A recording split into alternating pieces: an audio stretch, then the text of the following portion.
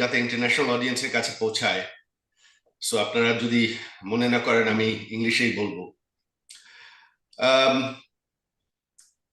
We are all concerned, of course, about what is happening in Bangladesh. We have discussed all the concerns. I would like to go through them a little bit. Obviously, we cannot talk about what is happening in Bangladesh without understanding what happened. And this is a question that comes up all the time. There are many different versions of it. There are most that blame the Awami League.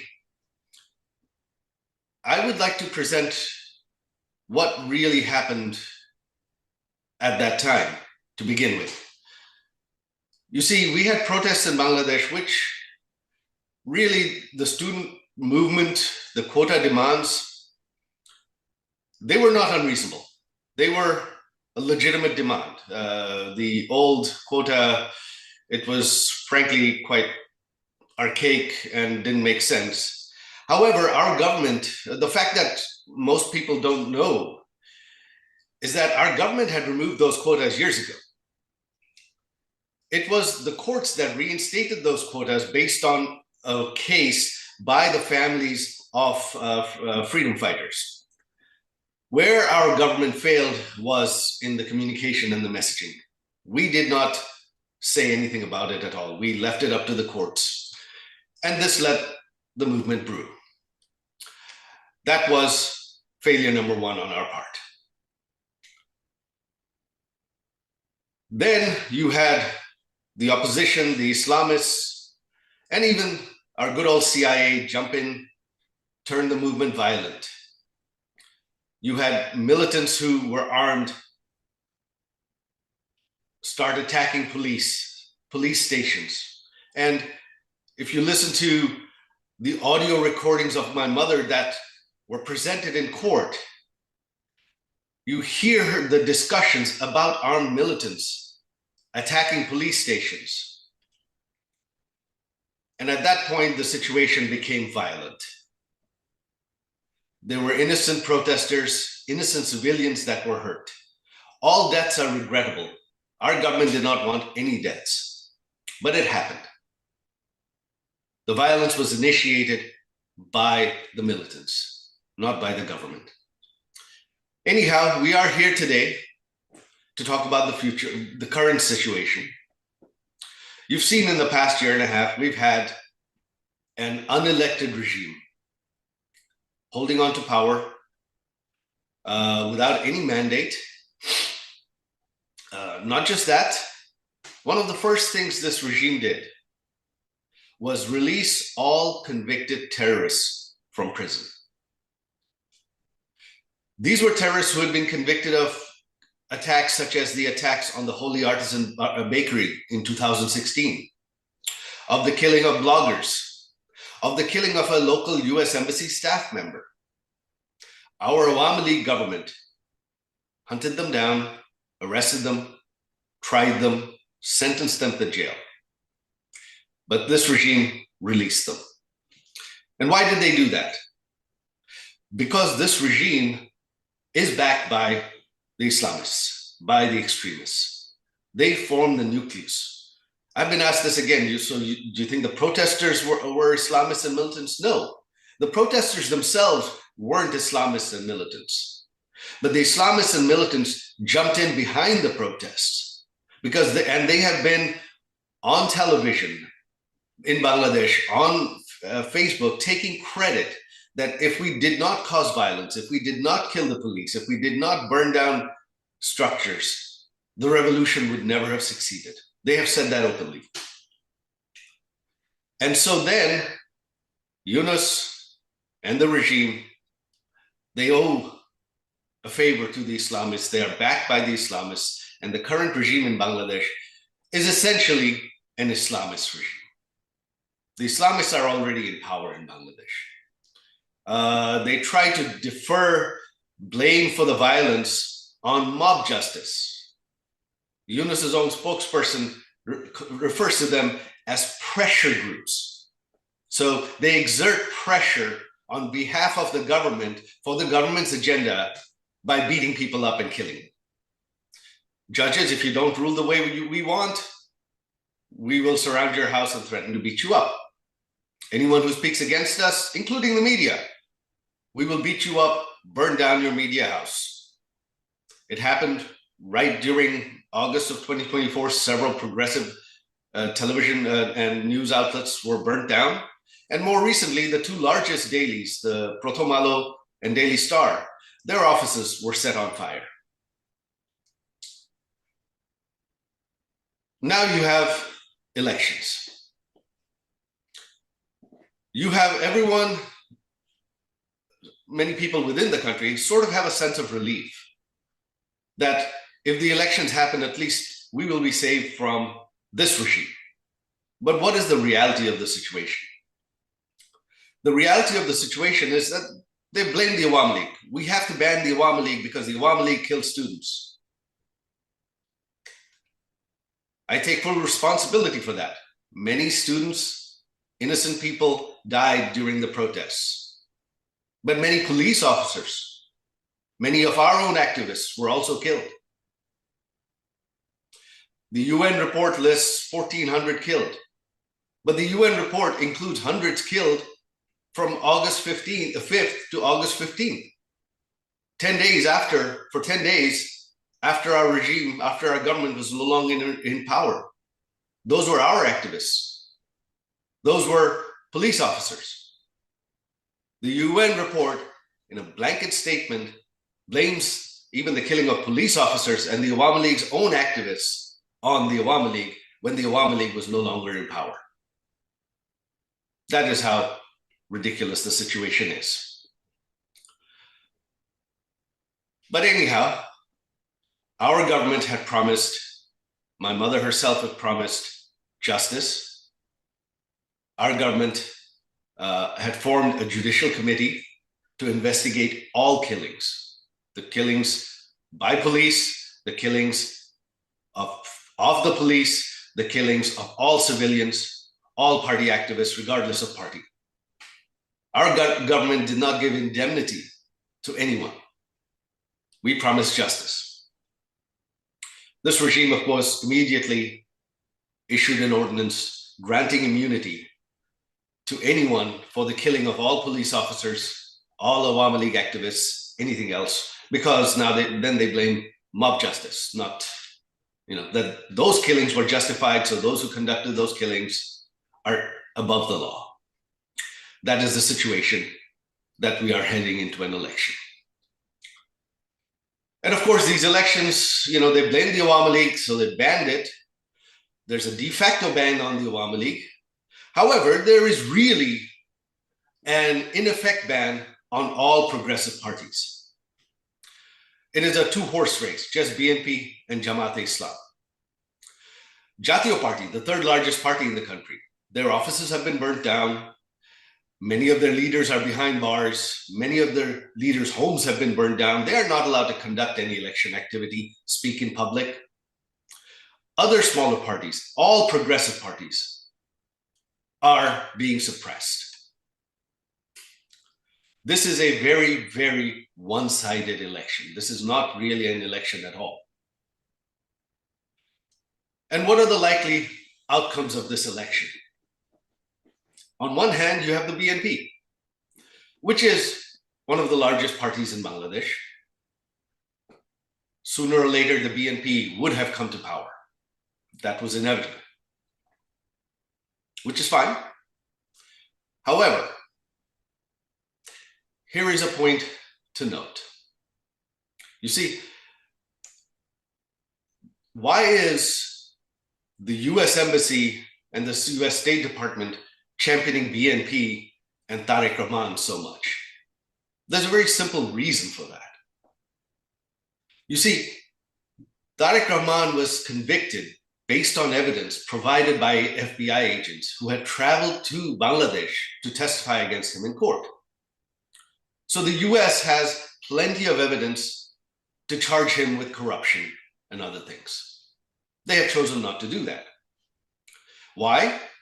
Because they have that in their hand. Under US law, the US takes upon itself the power that they can charge any foreign person in any country, including a head of state, and go arrest them.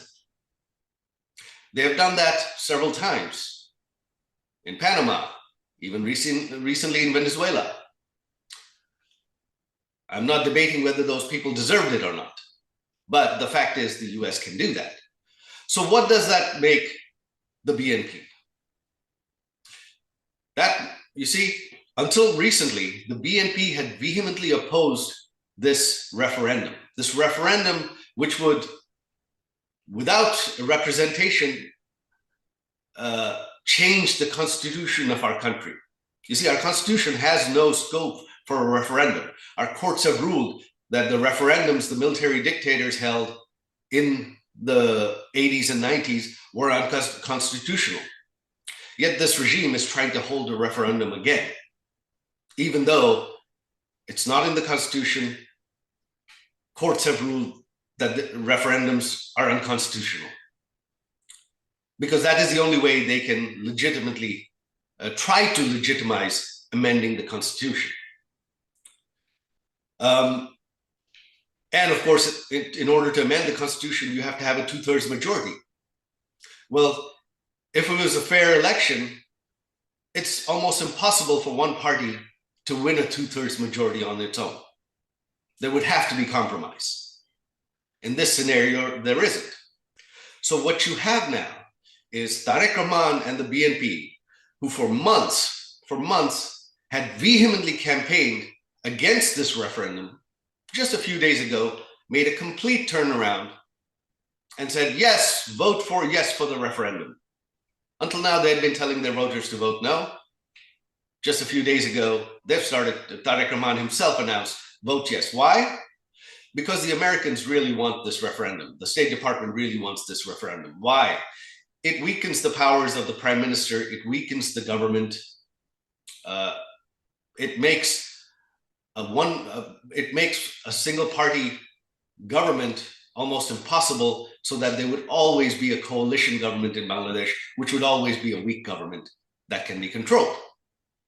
And Tariq Rahman at this point really has to follow the bidding of the US Embassy in Bangladesh, because, and even when he's prime minister, he will have to continue to do that, because if not, the US can always bring up the corruption charges against him and simply arrest him from Bangladesh and put him in prison in the United States.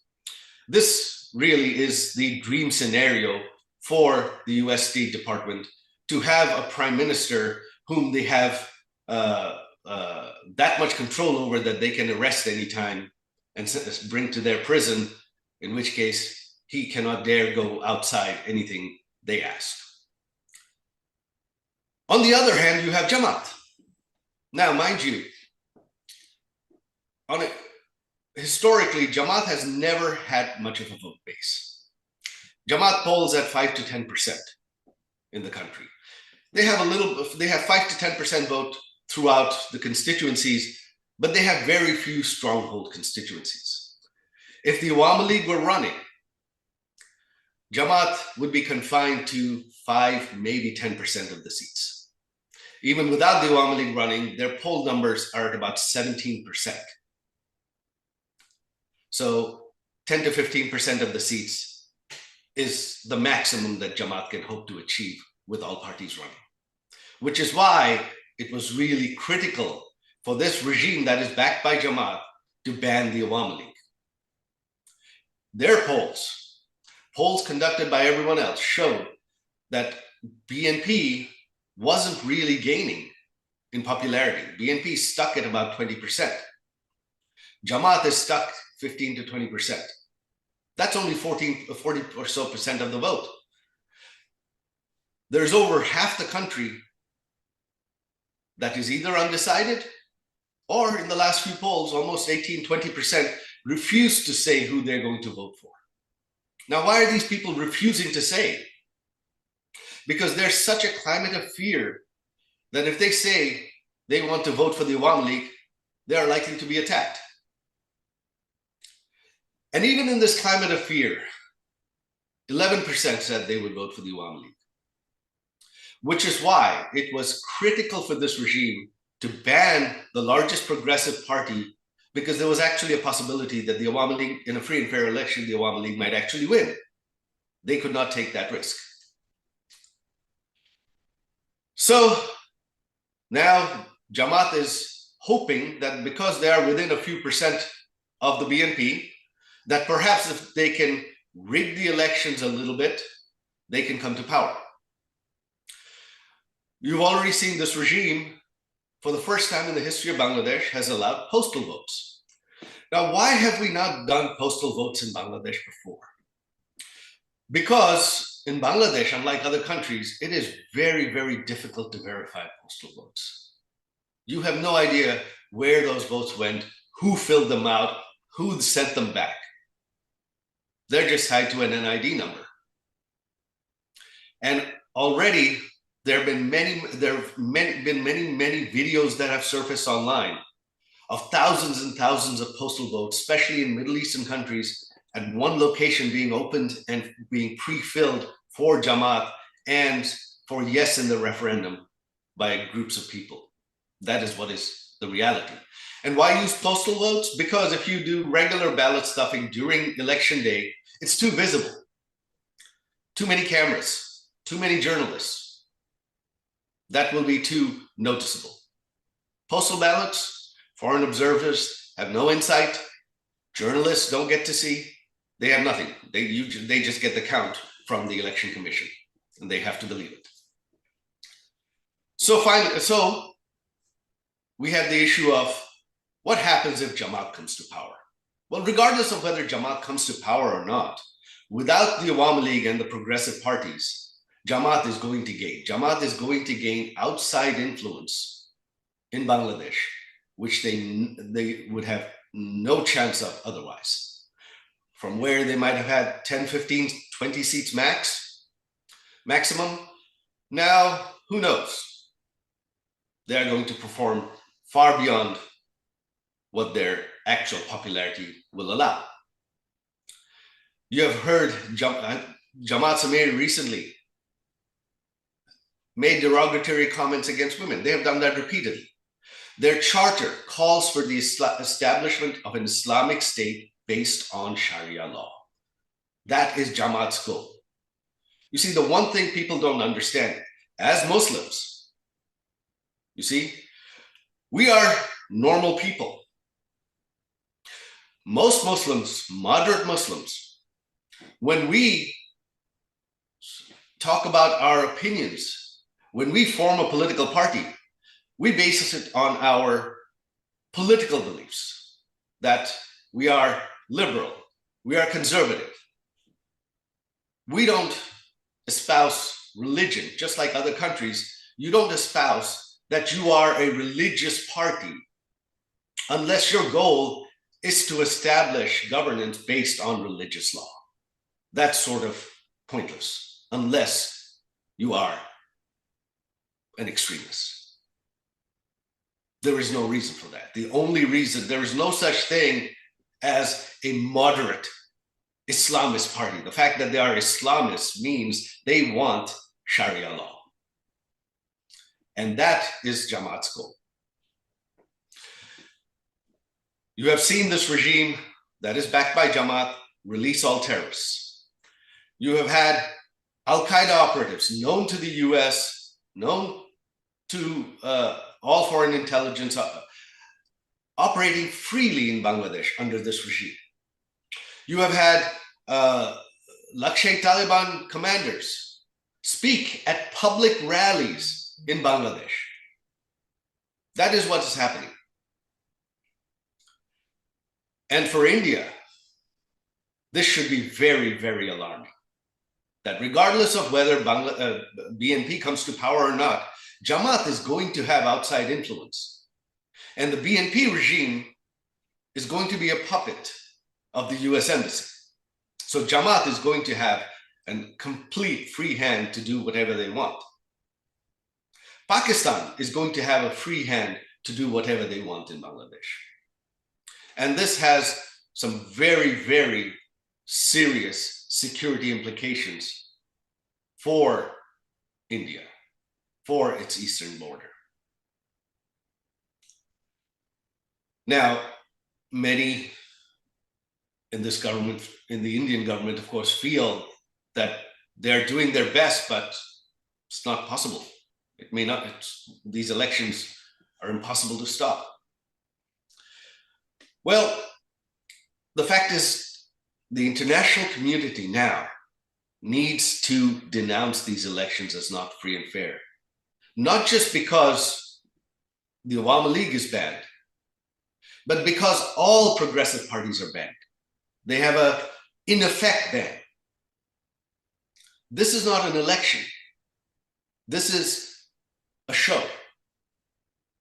And if you allow this show to move forward, if you allow this to happen, if you do not denounce it ahead of time as unfair, that not unacceptable, then they are going to go ahead. And you are going to have a stage-managed government. After that, what will happen to Bangladesh becomes very murky. How long that will continue? Again, impossible to predict. The Awami League itself is not going anywhere. The Awami League has 40% of the vote bank. We are the party of independence, the people that believe in progressiveness, liberalization, in the spirit of liberation, are tens of millions of voters. They're not going to change their mind overnight. Not even in a few years. It takes decades. But in the meantime, for those 5, 10 years, what is Bangladesh going to become like? On one hand, you will have a weak government that is a foreign puppet. And on the other hand, you will have Islamists bringing in terrorists, conducting Islamic terrorist activity, trying to impose Sharia law. Minorities will be persecuted. Minorities will be fleeing the country. This is something that Jamaat, this is something that's been ongoing throughout. The only time in Bangladesh's history when minorities were absolutely safe, were the most safe, were the 17 years of the Awami League government. The only time in Bangladesh's history when Bangladesh was free from terrorism were the 17 years of the Awami League. The only time in India's history when its eastern borders were safe from insurgency from Bangladesh was during the Awami League's 17 years. These are facts. So I would like to thank the authors of this book for bringing out many of these facts to light. I would like to thank you in the audience for coming here to listen to me, to my message. And I would like to appeal to the international community that if you do not speak out against these elections now, where there's less than 11 days to go, worrying about voter turnout is irrelevant because they are stuffing numbers, the voter numbers, through postal ballots. They're intimidating voters to force them to go vote. That is what is happening in Bangladesh today. So the voter numbers are going to be inflated from reality regardless because of millions of postal votes, billions of fake postal votes. So that is my appeal. If you want security in Bangladesh, and again, this is not on behalf of the Awami League. If the people of Bangladesh, you believe they don't like the Awami League anymore, that's fine. Then let them vote against the Awami League. Why fear the Awami League running in the elections then? I'm not afraid of that. But this is your last chance to do something. This is your last chance to prevent Jamaat-e-Islam becoming a major force in Bangladeshi politics. This Islamism, radical Islam, and terrorism from becoming a major force in Bangladeshi politics for at least the next 5 to 10 years, perhaps even longer. This is really your last chance. I would like to thank you all again. I appreciate all the efforts that everyone here has put in, and thank you very much for giving me this opportunity.